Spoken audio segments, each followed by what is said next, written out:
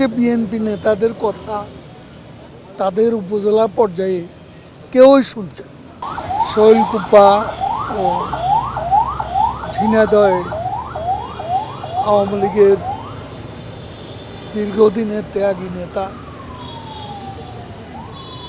সাবেক ছাত্রনেতা, বর্তমানে জেলা আওয়ামী লীগের নেতা নায়েব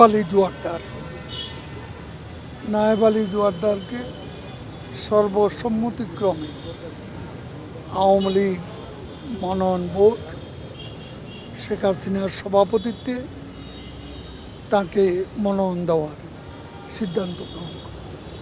আমি সেটা বলতে চাই না। বিএনপি যাদেরকে এক্সপেল করছে,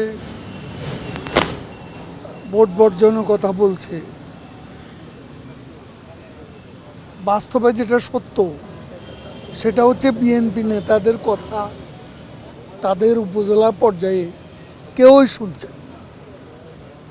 এবার সবাই কিন্তু প্রার্থিতায় আছে। কাজে এসব অন্তঃসার শূন্য বক্তব্য দিয়ে সিদ্ধান্ত নিয়ে কোনো লাভ নেই, যেটা মাঠে কার্যকর হচ্ছে।